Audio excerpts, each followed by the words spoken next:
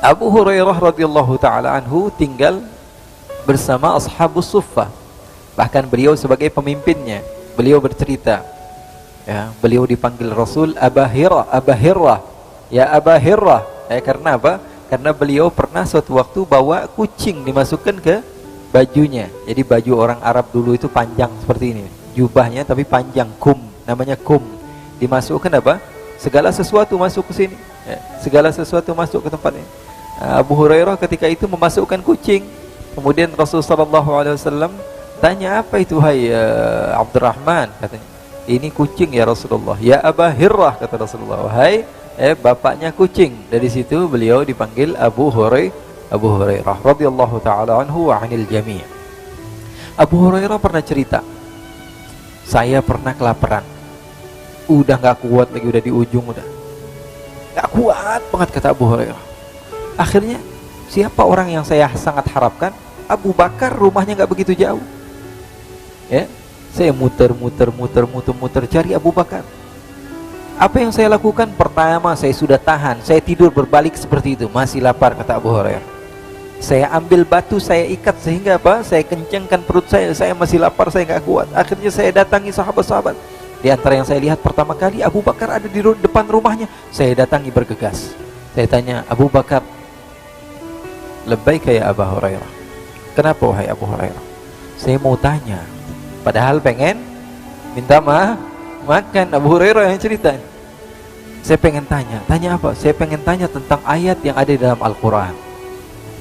Ya, ini asbabun nuzulnya bagaimana wahai Abu Hurairah? Kan engkau adalah orang yang lama hidup dengan Nabi. Ayatnya begini bunyinya gimana? Dijawab sama Abu Hurairah, sama Sayyidina Abu Bakar As-Siddiq dengan jawaban yang panjang. Ya. Dan setelah jawabannya panjang, wahai Abu Hurairah, apakah ada pertanyaan lagi? Kata Abu Hurairah, udah nggak ada wahai Abu Bakar.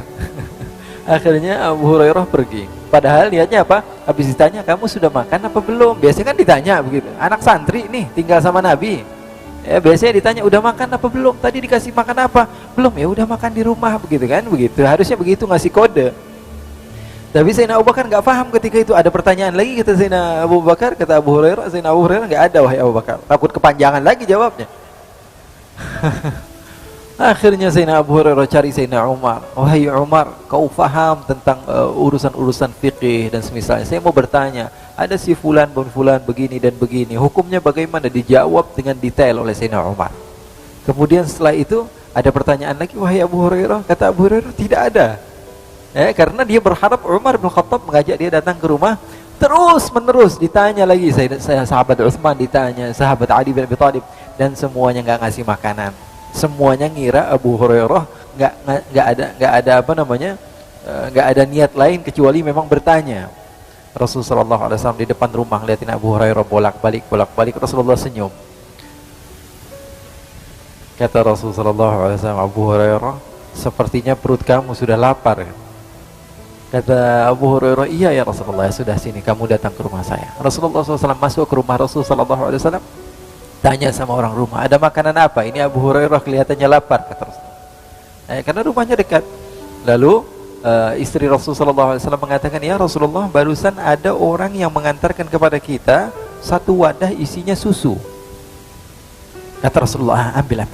Kata Abu Hurairah, alhamdulillah, dapat makanan ini dari Rasulullah SAW. Kata Rasulullah SAW, Abu Hurairah, kamu ketua sufah kan?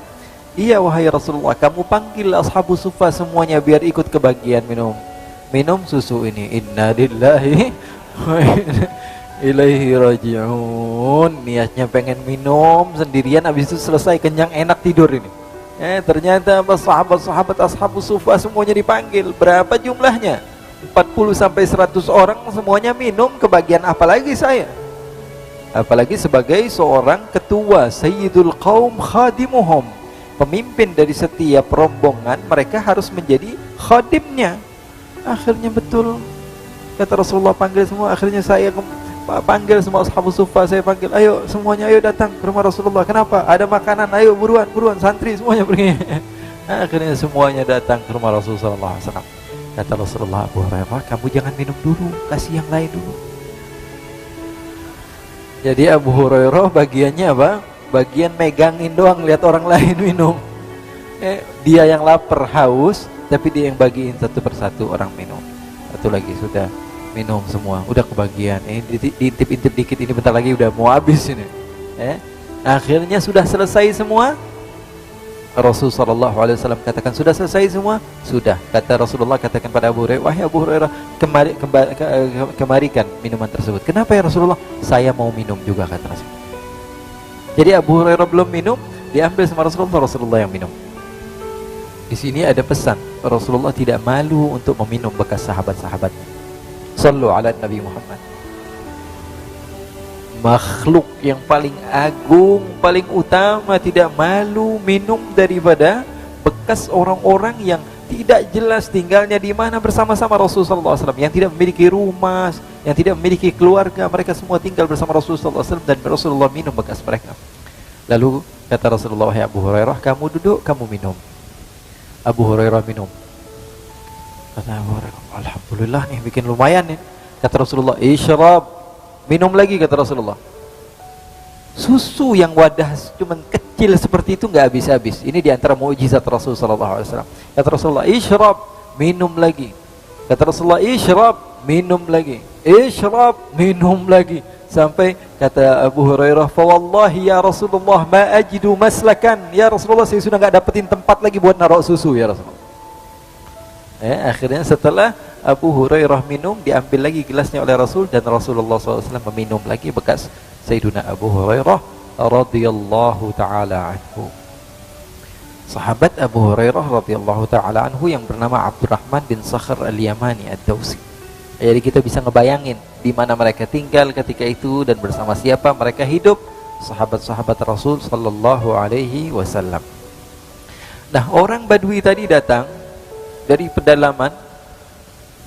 Apa yang dia ingin lakukan? Datang ke masjid untuk buang air kecil di masjid.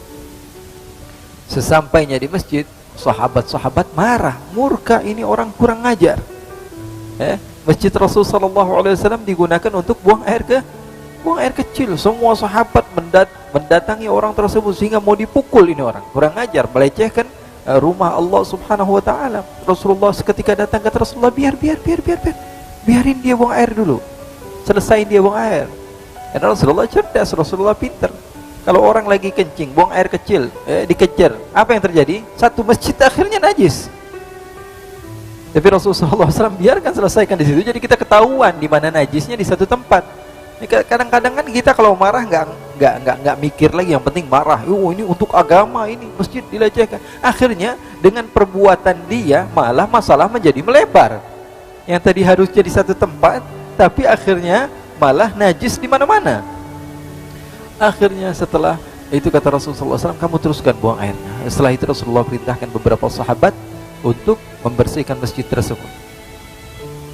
Badui ini mendatangi Nabi. Ya rajul, ditarik Rasulullah. Kenapa, kata Rasulullah? Kamu ini Muhammad sepertinya ya. Iya, kata Rasulullah, saya Muhammad. Saya Muhammad, kata Rasulullah. Kamu mau apa, katanya? Kamu adalah Nabi, saya beriman kepada Allah dan beriman kepada kamu. Tapi saya dapati sahabat-sahabat kamu galak semuanya. Dan kamu orangnya baik. Kamu mau apa, kata Rasulullah SAW? Angkat tangan kamu sekarang. Rasulullah dipaksa untuk angkat tangan. Kenapa, kata Rasulullah? Angkat saja. Rasulullah angkat tangan. Saya mau berdoa, kata Badui. Akhirnya kata Rasulullah angkat tangan Rasulullah, dia doa kepada Allah. Allahumma arhamni warham Muhammadan wala tarham ahadan minhum. Ya Allah, sayangi saya, sayangi Muhammad yang sudah baik sama saya, tapi yang jahat-jahat sama saya tolong jangan. Maka Rasulullah SAW tertawa ketika mendengar doa si Badui tersebut. Jadi kehidupan Rasulullah SAW menarik begitu ya. Kehidupan Rasulullah SAW begitu indah, kehidupan Rasulullah SAW begitu cerah. Kehidupan Rasulullah SAW, sahabat Ibn Umar ditanya, apakah sahabat mereka yadhakun? Mereka tertawa? Kata Ibn Umar, na'am yadhakun. Mereka tertawa, tapi hati mereka dengan keimanan seperti gunung yang kokoh tidak akan tergoyangkan. Mereka tertawa di siang hari, tapi di malam hari mereka seperti orang-orang yang layu dan menangis di hadapan Allah Subhanahu wa ta'ala. Mudah-mudahan Allah Subhanahu wa ta'ala berikan kepada kita keberkahan dari kisah-kisah baginda Rasulullah SAW, dan insya Allah minggu yang akan bulan yang akan datang insyaallah kita akan bercerita kemarin tentang ibu bapak Rasulullah SAW ketika menikah. Jadi kita kisah ini dari awal, tapi masih sampai Rasulullahnya belum lahir. Ya, nggak apa-apalah, kita cerita sedikit demi sedikit, dan insya Allah kita khatamkan sampai Rasulullah SAW hijrah ke kota Madinah dan seterusnya sampai kita memahami betul siapa itu baginda Rasulullah SAW dan kita memahami kisah hidup baginda Nabi besar Muhammad sallallahu alaihi wasallam.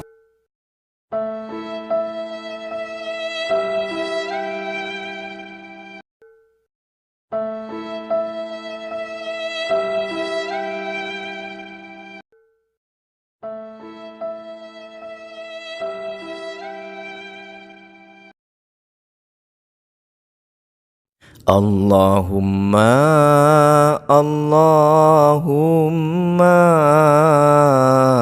salli ala Muhammadin abdika wa rasulika nabi